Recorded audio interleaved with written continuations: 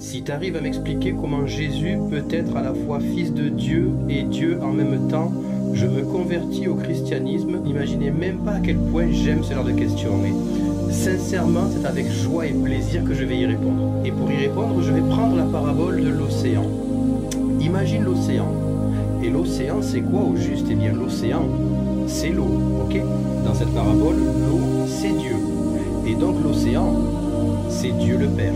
À présent, on imagine que l'océan engendre la vague. Eh bien, la vague, c'est toujours l'eau, n'est-ce pas? En d'autres termes, l'eau, c'est la vague, et la vague, c'est l'eau. À présent, quelle est l'origine de la vague? Eh bien, l'origine de la vague, c'est l'océan.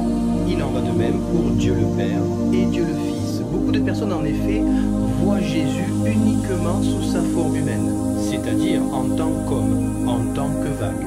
Mais c'est un peu comme si vous voyez la vague en oubliant quelle est la manifestation de l'océan. C'est-à-dire que la vague et l'océan ne font qu'un. Ainsi, ils se perdent dans leur propre perception de l'apparence et de la forme de Jésus, en oubliant quelle est son essence, sa nature profonde, sa source.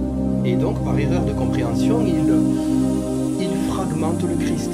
Ils le séparent du Père et donc ils sont incapables de reconnaître la divinité de Jésus-Christ. Et pour revenir à la parabole de l'océan, eh bien, la vague possède en elle-même la substance appelée eau. La vague est une vague, mais en même temps, elle est l'eau. Dans cette métaphore, les amis, l'eau, c'est Dieu. L'océan, c'est Dieu le Père. La vague, c'est Dieu le Fils.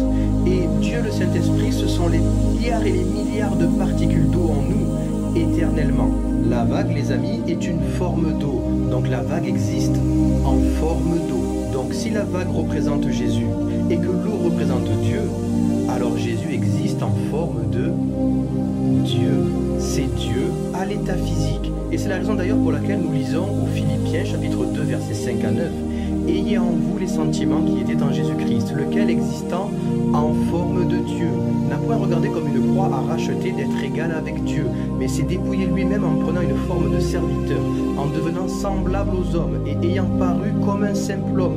Il s'est humilié lui-même, se rendant obéissant jusqu'à la mort, même jusqu'à la mort de la croix. C'est pourquoi aussi Dieu l'a souverainement élevé et lui a donné le nom qui est au-dessus de tout nom, afin qu'au nom de Jésus, tout genou fléchisse dans les cieux, sur la terre et sous la terre, et que toute langue confesse que Jésus est Seigneur, à la gloire de Dieu le Père. Fin de citation. Vous voyez comme c'est magnifique?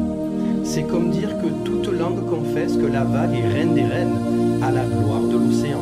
La vague est la fille de l'eau en tant que vague, mais c'est également l'eau à la fois. Vous comprenez? De la même manière que Jésus est le Fils de Dieu et Dieu à la fois.